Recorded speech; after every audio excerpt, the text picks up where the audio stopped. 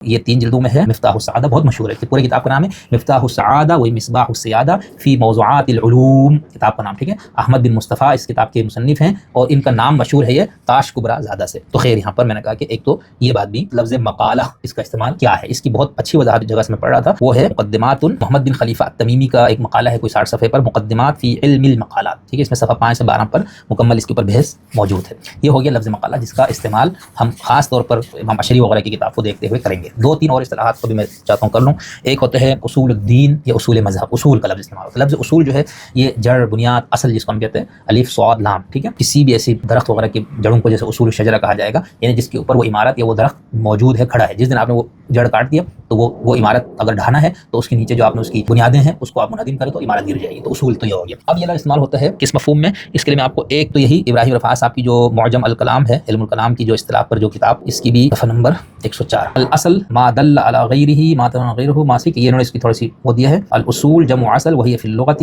عبارۃ عما یفترق الیہ ولا یفترق علی غیرہ، ٹھیک ہے، یعنی وہ چیز جس کے اوپر کسی اور کوئی اور اس پہ محتاج ہو جائے۔ اور وفی الشرعی، اور شریعت میں کیا ہے،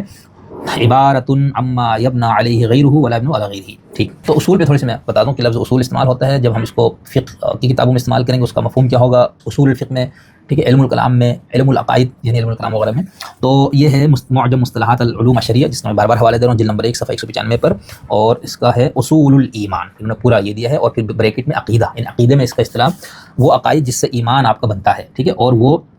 ختم ہو جاتا ہے جب ان میں سے کوئی اصول میں سے کوئی اصل آپ کا ختم ہو جائے تو آپ کا وہ عقیدہ ایمان ختم ہو جاتا ہے۔ اور یہ ارکان ایمان 6 ہے، 6 ارکان، یہ چونکہ اہل سنت والجماعت کے نقطہ نظر سے لکھی ہوئی ہے، اور اس 6 کو سب لوگ مانتے ہیں سوائے وہ تقدیر والے میں تھوڑا مسئلہ آئے گا، یعنی اللہ پر ایمان، ملائکہ پر ایمان، کتابوں پر ایمان، رسولوں پر ایمان، آخرت پر ایمان، اور قدر پر ایمان، خیر اور شر دونوں کا، ٹھیک ہے۔ اور وہ پھر انہوں نے آگے دیا ہے کہ